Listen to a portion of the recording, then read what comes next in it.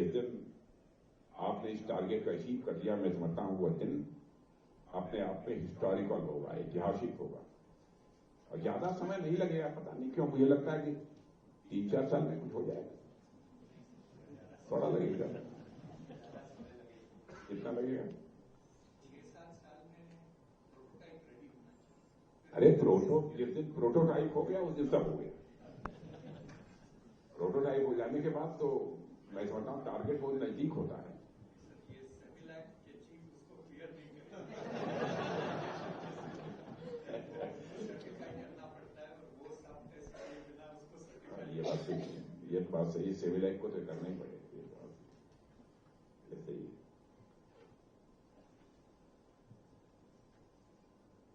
और ज्यादा नहीं कहना, इन लोगों ने तो बहुत ज्यादा कुछ लिखो कर दे दिया है।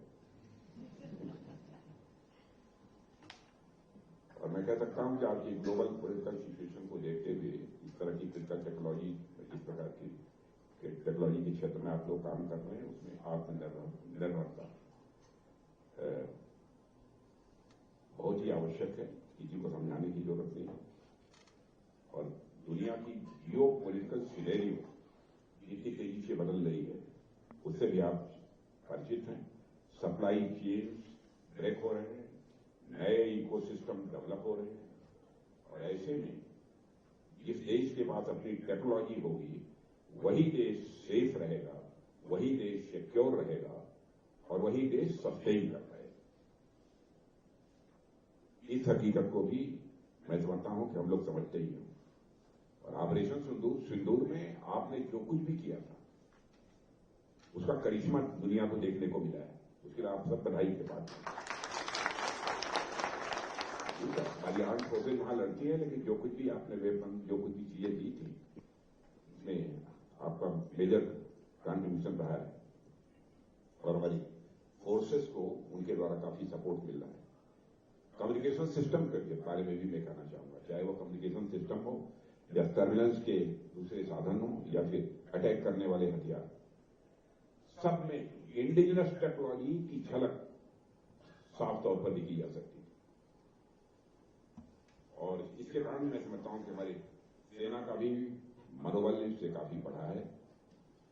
जैसे जैसे समय बदल रहा है, चैलेंजेस बदल रहे हैं, हम सबके लिए बहुत जरूरी हो गया है कि इंडिजिनस तौर तरीके हैं उन पर पहले के कंपैरिजन में कुछ ज्यादा फोकस करें और हमारी फोर्सेस को वर्ल्ड क्लास सिस्टम और इक्विपमेंट प्रोवाइड करने के लिए हम प्रयत्न करें।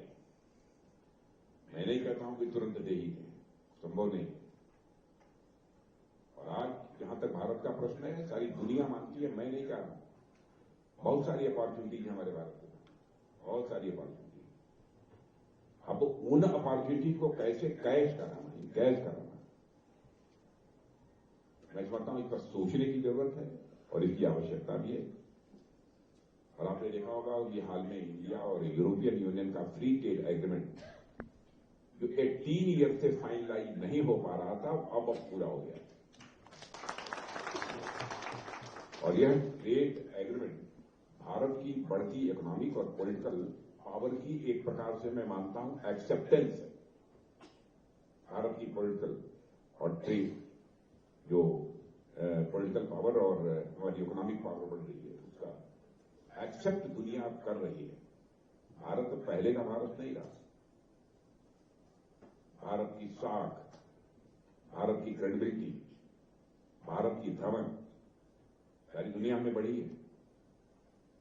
पहले इंटरनेशनल फोरम पर भारत कुछ बोलता था, भारत की बातों को जिस गंभीरतापूर्वक यानी जितनी सीरियसली लिया जाना चाहिए दुनिया नहीं लेती थी, लेकिन आज यदि भारत इंटरनेशनल फोरम पर कुछ बोलता है तो सारी दुनिया कान खोलकर सुनती है भारत बोल क्या रहा है।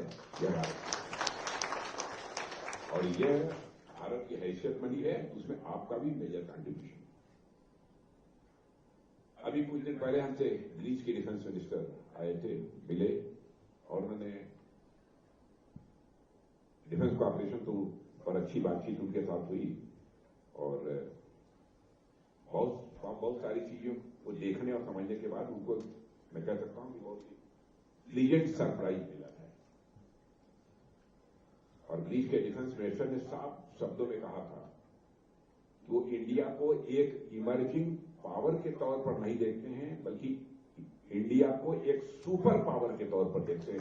ये मेरा स्टेटमेंट नहीं है, ये मेरा स्टेटमेंट नहीं है, ये ग्रीस के जो डिफेंस मिनिस्टर है, डायनेमिक डिफेंस मिनिस्टर थे, हमसे भी लंबे थे। उन्होंने कहा मैंने दुनिया भारत के बारे में सोचती क्या है, एक परसेप्शनल चेंज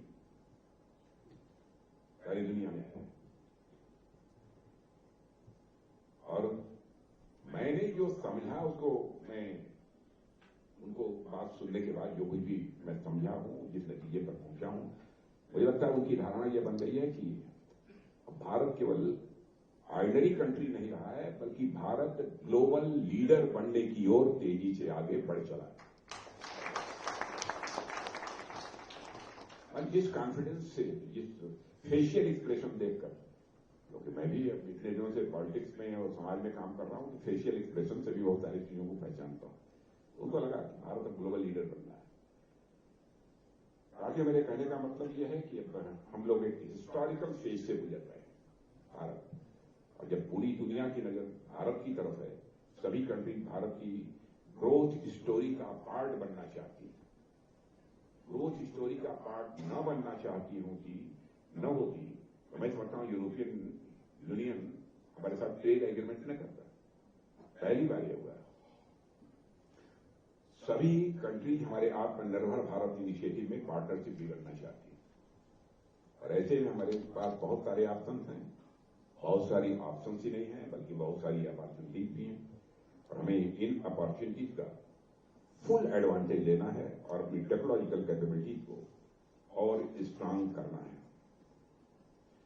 मुझे यह भी बताया गया है कि आप यूके के साथ एरो इंजन डेवलपमेंट के लिए ज्वाइंट स्टडी कर रहे हैं, यह भी जानकारी दी गई है। ये मैं मानता हूं कि एक अच्छी पहल है।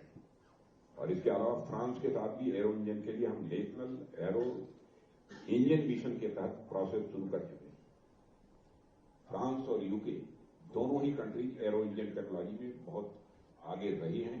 उनके साथ यह कोलैबोरेशन मैं मानता हूं कि हमें न सिर्फ न्यू टेक्नोलॉजी को सीखने का यह एक अवसर देगा, बल्कि उन चैलेंजेस को भी समझने में हमारी हेल्प करेगा, जिनका उन्होंने पिछले डिकेड्स में वह सामना कर चुके हैं।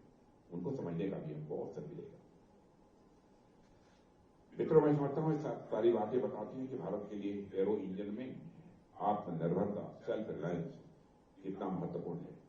हमारी सरकार भी इस मिशन को सक्सेसफुल बनाने के लिए जो भी प्रयास की जरूरत होगी, जो भी मदद की जरूरत होगी, वह करेगी। और मैं जानता हूं कि यह सब सारी चीजें आसान नहीं है। ये कोई भाषण देना अलग बात है, और लेकिन करना दोनों में अंतर होता है। इसलिए मैं समझता हूं आसान नहीं है। और एरो इंजन का तो मैं समझता हूं ये सेक्टर अपने में बहुत ही कॉम्प्लेक्स है, बहुत ही कॉम्प्लेक्स।